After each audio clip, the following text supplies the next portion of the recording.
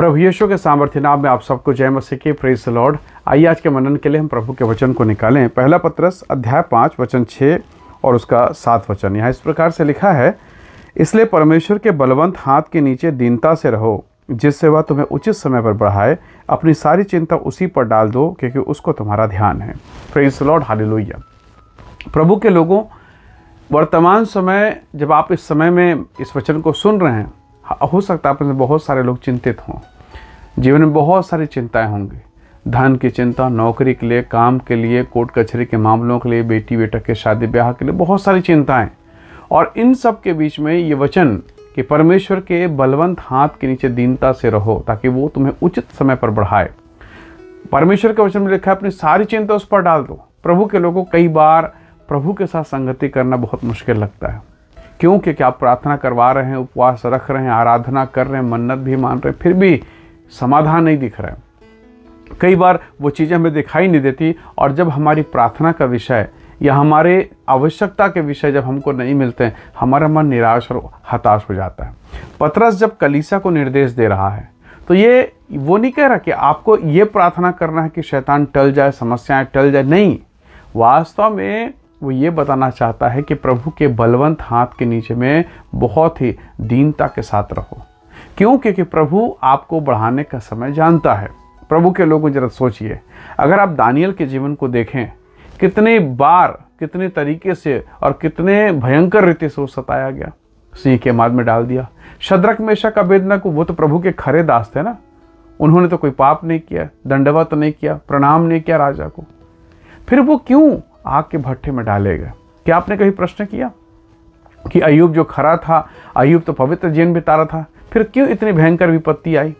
जबकि उसके देश में उसके अपेक्षा कई बुरे, पापी, अधर्मी लोग थे, उन पर कोई विपत्ति नहीं, पर अय्यूब के जीवन में विपत्ति क्यों आई? आप बोल सकते हैं। और शैतान ये बताना चाहता, देख, तो प्रभु की आज्ञा में फिर भी तो परेशानी में है।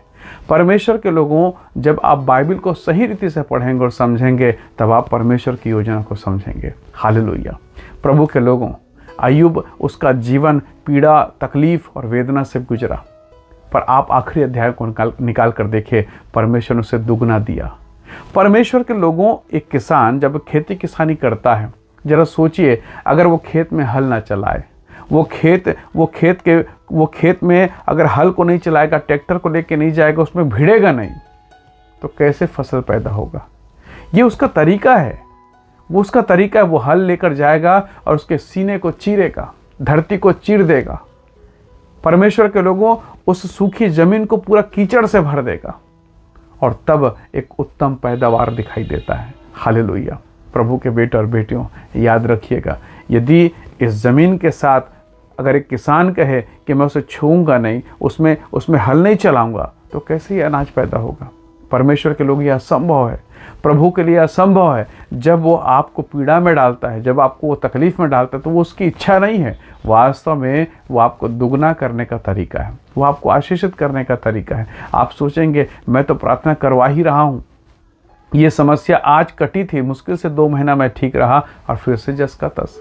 परमेश्वर के लोगों, पतरस कहता है, उसके हाथ में दीनता से रहो, वो उचित समय पर बढ़ाएगा। यदि आज शद्रक मेशक अबेदनगो आग के भट्ठे में डाले गए हैं, तो जो राजा उनको कह रहा था कि मेरे सामने घुटना टेको, जब वही लोग आग के भट्ठे से बाहर निकले, तो वो राजा जिसने कहा घुटना टेको, वो खुद उसके सामने में घुटना टेक के कहता है, शद्रक मेशक अबेदनगो का परमेश्वर ही परमेश्वर है। हालेलुया। इसलिए तो दाऊद कहता है कि वो शत्रु के सामने मेरे लिए मेज बिछा देता है। अगर शत्रु को प्रभु हटा देगा, यदि दुश्मन को हटा देगा, तो फिर मेज कहाँ लगाएगा? यदि आपका शत्रु आपके सामने से हटा दिया गया, तो प्रभु उसके सामने आपको ऊंचा कैसे उठाएगा? ये तो असंभव सी बात है। इसलिए प्रभु के लोगों, पतरस कहता है, उसके हाथ में दीनता से रहो, वो अपने समय पर बढ़ाएगा। उसके काम करने का तरीका अलग है। हालेलुया। जिसे वो बेटा बनाता है, उसे वो कोड़े लगाता है। इसलिए हम पतरस के कहे गए निर्देश को समझें। अपनी सारी चिंता, अपने सारे प्रेयर रिक्वेस्ट, अपने सारे प्रार्थना के विषय बड़े गंभीरता के साथ, आंसू के साथ हम प्रभु के चरणों पर रखें। वो सुनता है और अपने समय पर जवाब देता है, अपने समय पर महिमा को प्रकट करता है। देखिए, महाबली गोलियात पूरे इजराइल को चैलेंज कर रहा है। कितने लोग सामने आए? कोई भी नहीं। पर एक दाऊद आया और महाबली गोलियात का जब मृत्यु हुआ, परमेश्वर का धन्यवाद, दाऊद को प्रभु ने ऊंचा उठाया। कैसे? जब आपका शत्रु आपके सामने चैलेंज करेगा, जब ये विपरीत परिस्थिति अगर आज आपके जिनको घेर रही, बीमारी समस्याएं घेर रही, जब आप प्रार्थना में आएंगे आप विजेता बनेंगे। और यही समस्या जिससे आज आप डर रहे हैं आपके जीवन के लिए गवाही का कारण बनेगा, और फिर आपकी प्रशंसा होगी। लोग कहेंगे देखो ये भाई ये बहन कितनी पीड़ा में थी, कितने तकलीफ में थी, पर ये विश्वास में बनी रहे और प्रभु ने इसे आशीषित किया है। हालेलुया। सिंह के माद में जब दानियल गया, प्रभु के लोगों सब जानते थे ये नहीं बचेगा, सब जानते थे ये नहीं बचेगा, सिंह के माद में डाला जाना। पर जब दानियल निकाला गया तो राजा ने उसके पद को, उसके स्थान को और ऊंचा कर दिया, और उसके शत्रु उसी सिंह के माद में डाले गए और वो नष्ट हो गए। प्रभु के लोगों, आज जिस परेशानी से आप गुजर रहे हैं प्रभु जानता है। उसने कहा तुम्हारे सिर के बाल गिने हुए हैं। उसको पता है आपके पॉकेट में कितना पैसा है, उसको ये भी पता है कि आपके बच्चे का फीस नहीं पटा है, उसको सब पता है, उससे सब पता है। और वो महान परमेश्वर है, वो बेडौल और सुनसान में, वो अंधेरे में योजना बनाने वाला परमेश्वर है। वो जो सब कुछ बिगड़ चुका है उसको फिर से नया करने में वो परमेश्वर है। वो महान प्रभु, वो सब कुछ कर सकता है। इसलिए सारी चिंता, पतरस कहता अपनी सारी चिंता उस पर डालो, उसके हाथ के नीचे में बहुत दीनता से रहो, ताकि वो उचित समय पर वो तुम्हें बढ़ाए। प्रभु के लोगों, जब गेहूं का दाना, धान का बीज जब जमीन के भीतर डाला जाता है वो सड़ता है। लोग कहेंगे अरे ये तो सड़ गया, ये तो बर्बाद हो गया। नहीं, ये सड़ा नहीं है। यही तरीका है कि वो सड़ेगा, मरेगा, अंकुरित होगा और एक दाना फिर कई बालियों में, कई दानों में परिवर्तित हो जाएगा। हालेलुया। प्रभु के लोगों, यदि आज परमेश्वर आपको किसी विशेष दशा से होकर गुजार रहा है, प्रभु का धन्यवाद करना, क्योंकि वो आपको मल्टीप्लाई, बहुगुणित, कई गुना आपके वंश को आशीषित करने वाला है। हालेलुया। इसलिए घबराइए मत, चिंता मत कीजिए, प्रभु के साथ बने रहिए, क्योंकि अगर आप प्रभु से पीठ फेर कर जाएंगे तो क्या परिस्थिति बदल जाएगी?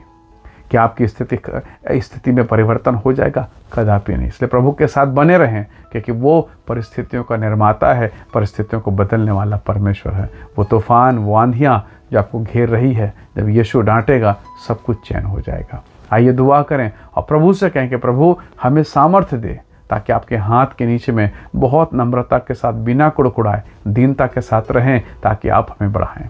आइए प्रार्थना करें।